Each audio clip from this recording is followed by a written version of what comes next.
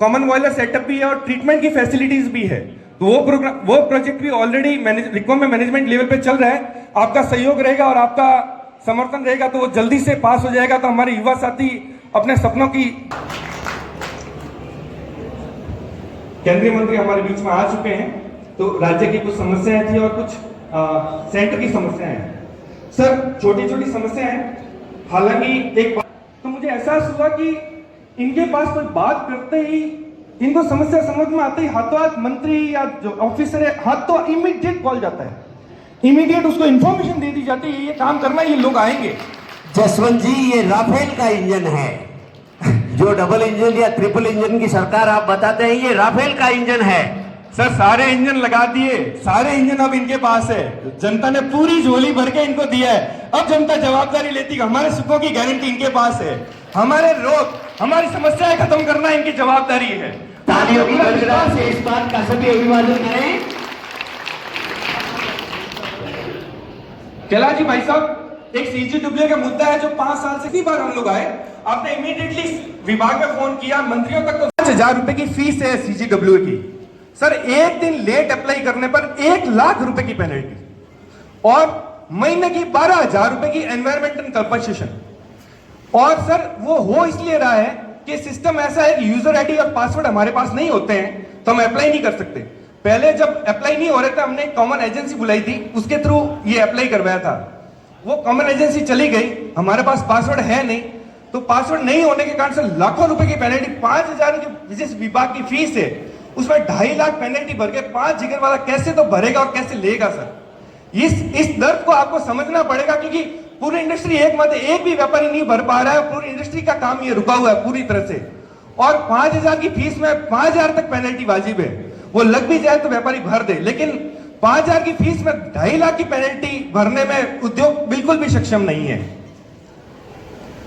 तो आपको ये दर्द बताना जरूरी था सर, क्योंकि बहुत परेशान हो रहे हैं और मुझे मालूम है कि आपको इतना दर्द मालूम चलने के बाद ये दर्द रहेगा नहीं। अब ये मात्र 24-48 घंटे में इसको मिटना पड़ेगा। सर एक नई समस्या हमारे सामने आई है। हम एमएसएमई है, गवर्नमेंट ने बहुत हमारे भले के लिए किया, हमारे लिए बहुत अच्छी स्कीम लाई है, पर उसकी अस्पष्टता इतनी ज्यादा है कि उसके कारण पूरा व्यापार रुक चुका है आज की तारीख में। इनकम टैक्स एक्ट का सेक्शन 43B, जिसमें यह प्रावधान किया गया है कि व्यापारी को 45 दिन के अंदर हमारे पेमेंट देना पड़ेगा। हमारे जो व्यापारी वो छोटे होते हैं, वो ज्यादा से ज्यादा 25-50 हजार का टैक्स भरते हैं, 20-20 लाख का पेमेंट बाकी रहता है। तो उनके ऊपर इस नियम के अंतर्गत 20 लाख का अगर पैसा बाकी है 45 दिन के बाद में, तो 20 लाख का अमाउंट उनके खाते में जुड़ जाएगा और 20 लाख के ऊपर इनकम टैक्स देना पड़ेगा। सर वो सक्षम ही नहीं, वो इतना डर चुका है, उसने व्यापार ही रोक दिया, मुझे व्यापार अभी नहीं करना, मेरे पास पैसा नहीं है। तो सर इस तरह से व्यापार की गति अगर रुक जाएगी, अर्थ का तंत्र ही रुक जाएगा, तो हम सब तो जाम हो जाएंगे। तो इसमें स्पष्टता भी जरूरी है। हमने आईटीओ से वगैरह भी, इनकम टैक्स डिपार्टमेंट में भी कांटेक्ट किया, लेकिन कोई भी क्लैरिटी नहीं है, सब रूमर्स में ही काम चल रहा है। तो इसमें तत्काल प्रभाव से क्लैरिटी चाहिए, नहीं तो व्यापार की बहुत बुरा चक्का पूरा जाम हो चुका है इसकी वजह से। सर एक आईपीडीएस स्कीम है, ये जैसे हम कहते हैं कि कृषि आधारित देश है, 50% रोजगार कृषि से आता है और 50% परिवार कृषि पे चलते हैं भारत देश में।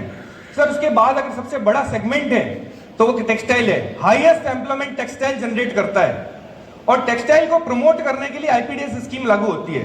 सर काफी समय से टेक्सटाइल की आईपीडीएस स्कीम बंद पड़ी है, इसको चालू करवाइए ताकि नई फैक्ट्रियां जो भी लगाना चाहता है, नई मशीन जो लेना चाहता है, उसमें सरकार का अनुदान मिलता है, सरकार का सहयोग मिलता है, तो क्या हिम्मत मिलती है, नई फैक्ट्री लगाई जा सकती है। तो आईपीडीएस स्कीम बहुत ज्यादा जरूरत में है। सर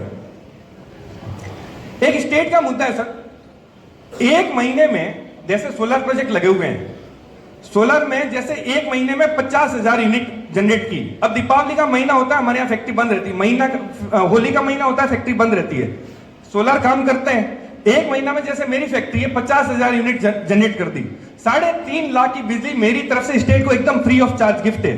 कोई भी, मैं उससे पैसा नहीं दे रहा मुझे स्टेट, लेकिन उसके ऊपर मुझे 20,000 का टैक्स भरना पड़ता है, 0.4। अब मैं 3.5 लाख की बिजली एकदम फ्री में दे रहा हूं, वो 20,000 का टैक्स अगर आप मेरे पे लगाओगे तो मेरे को यही करना पड़ेगा, बिजली बंद कर दे, मत बनाओ। अगर अपने काम नहीं आ रही, टैक्स भी देना पड़ेगा और बिजली भी देनी, जबकि बिजली की किल्लत से तुम जूझ रहे हैं।